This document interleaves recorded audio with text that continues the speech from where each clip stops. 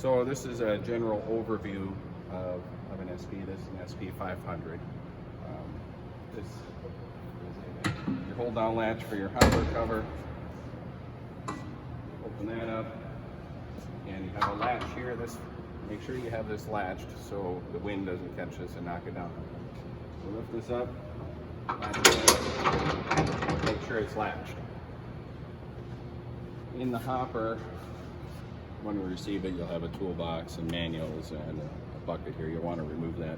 I'm not going to take that out right now because this one's getting ready to ship, but there's a grate hold down here. This is to help prevent the grate from floating up if you were to pump backwards and getting a false grate switch trip. And then there's also a latch for the up position. There's a bar on the grate here, and when you lift this up and you want to clean out, it'll latch up into this position. These are all really loose because we know there's going to get concrete on them, so you can knock them around and get them loose if you need to. Back here is your regular outlet, 5-inch heavy-duty outlet, and your clean out door. Inside the hopper is just an agitator, which it's under the bucket. It's a little bit tough to see right now. This is your agitator control, forward and reverse agitator control. And then for your agitator to come on, you will need to turn this button. This agitator energizes a valve here, so you actually have pressure to this valve for forward reverse. Moving along the side of the machine, this machine's got manual hold downs. They're pretty simple. You just pull the pin, drop it down, crank the tongue up, and so you're not putting extra stress on your axles and whatnot while you're operating your hoppers full.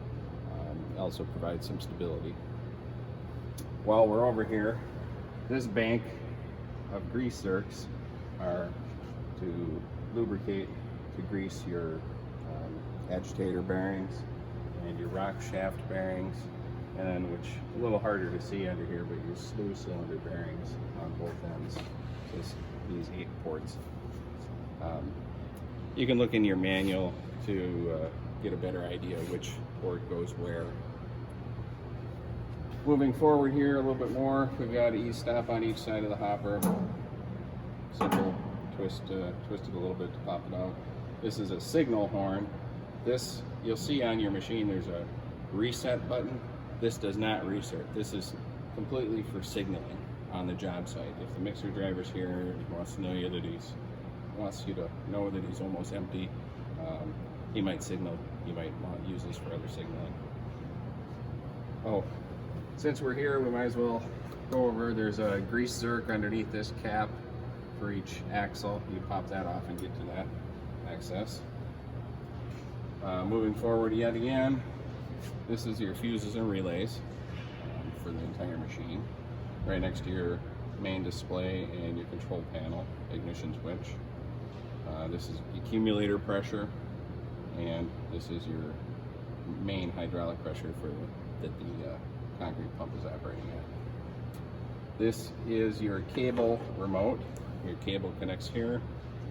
This is the cable, it's in a holder here. Usually what you would do is connect your cable here, feed it through, and then plug it in at the dummy plug location. Something always has to be plugged into here to complete the circuit, otherwise the machine won't operate. This is not a button.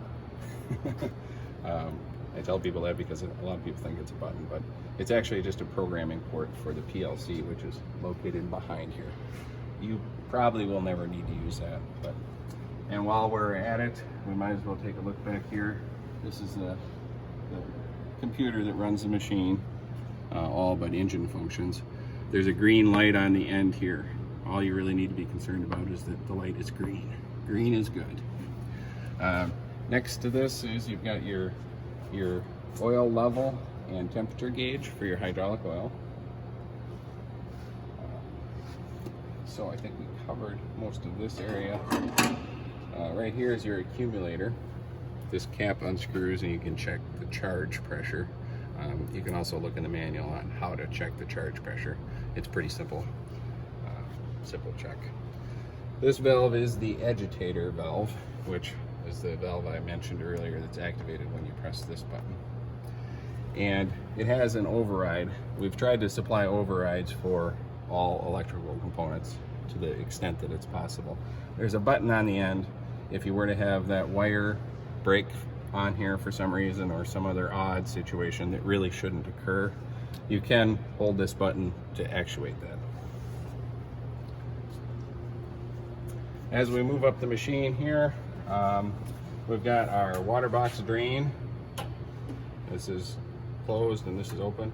Make sure that after every job you drain your water box. That's to prevent water from being drawn into your differential cylinders, which can happen because when you take the hydraulic pressure off of the machine, you turn off the machine, and then there's nothing that's pressurizing the seals to keep them sealed tightly. And then as the oil contracts and it cools down, it can draw a small amount of water from the water box if you leave it in there. So please remember to drain your water box. Here's a water box. We have it on a tether. Some people like that, some don't.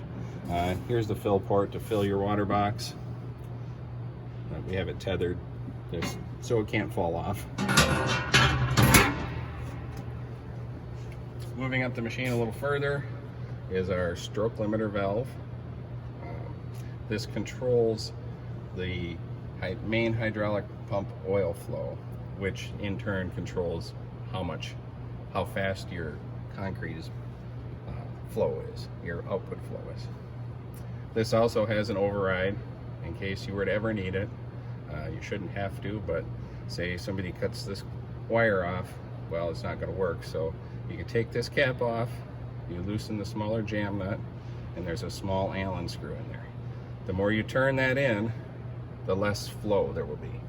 If it does fail, it fails in the full wide open position. So you'll likely need to slow it down.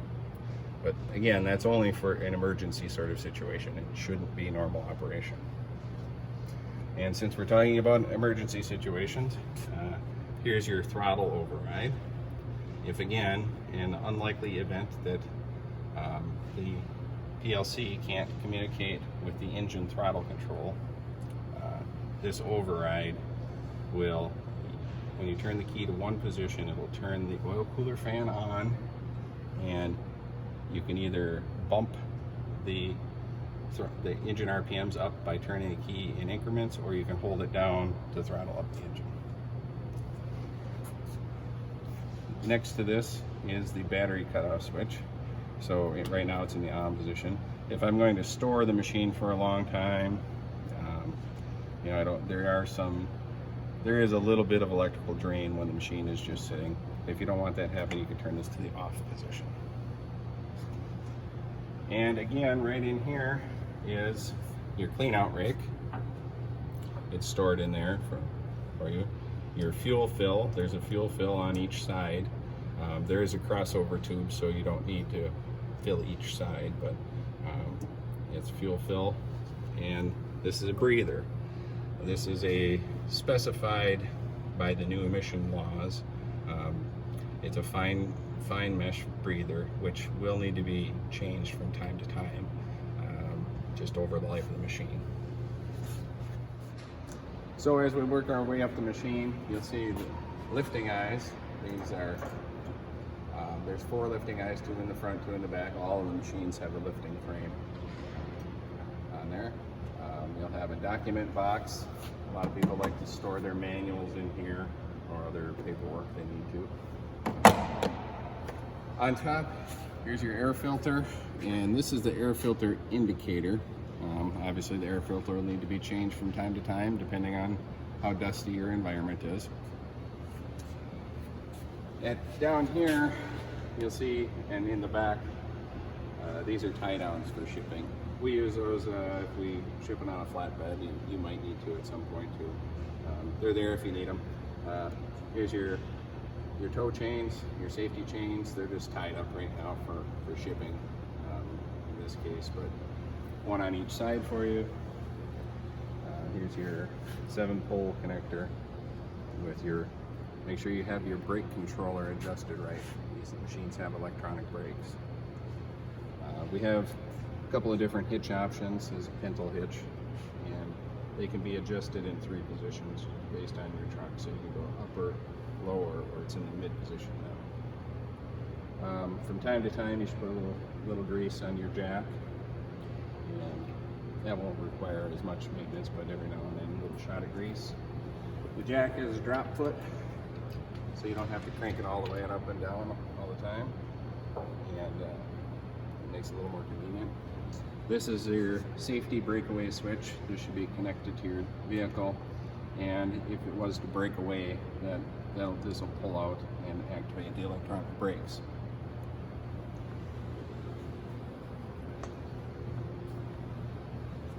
So coming over to this side of the machine, one very important thing is the engine control module is in here. Do not pressure wash the electronics. You can pressure wash most of the rest of the machine, but don't pressure wash the electronic connections. They won't handle it, and you'll have lots of problems. This is your secondary fuel filter. It's a very fine filter. One of the reasons you needed that breather we talked about on the fuel tank on the other side. And this is your primary fuel filter with a water separator. So in here you might notice if you were to happen to get water in your fuel, you might have to drain that. If you ever run the machine out of fuel, this is manual primer. You'll need to prime this up. And again, here's another breather on the other fuel tank and another fill location. The CAT engine manual talks about replacing, and it has oil filters and all the other CAT maintenance related parts. So we let them handle that portion of the maintenance manuals. As we come down here, this is your e-stop valve. So it's a safety component. So we just wanted to be clear on that.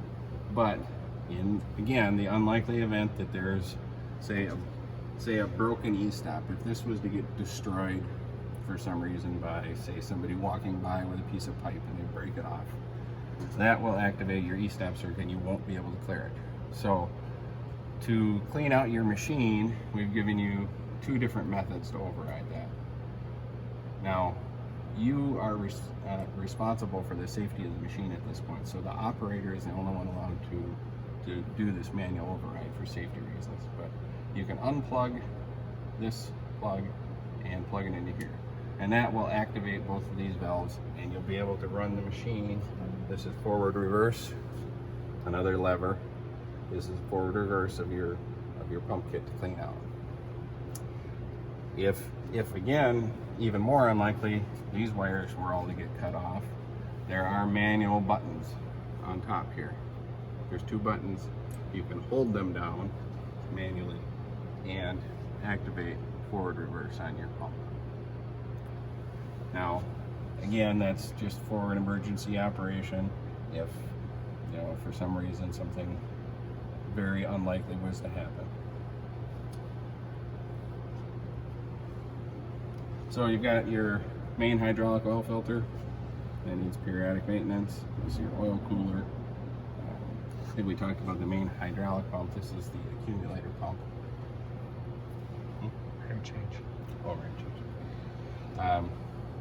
This is ram change mode. This is another safety feature we've added next to the e-stop here, but we can talk about that in a different video. With we'll get the cable remote out and do that. This is a gear pump. This controls your cooling flow, and this is your agitator and accessory flow. Your main control block, hydraulic control block that sequences the action of the differential cylinders and the shifting of the rock valve is located here. Your hydraulic tank has a low point drain, and this should be a regular maintenance item for you. Remove this plug and take a small cup, and then you can crack that valve, take a look at the quality of the oil. It's a good indicator if your oil needs to be changed, if you've got sediments or water or any other contaminants inside there. Back here we've got another e-stop on this side. Up on top we've got I don't know if you'll be able to see this from down there.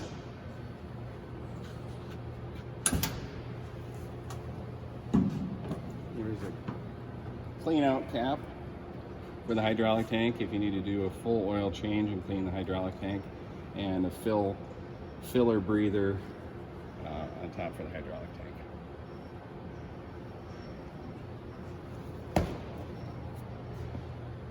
Then you've got your regular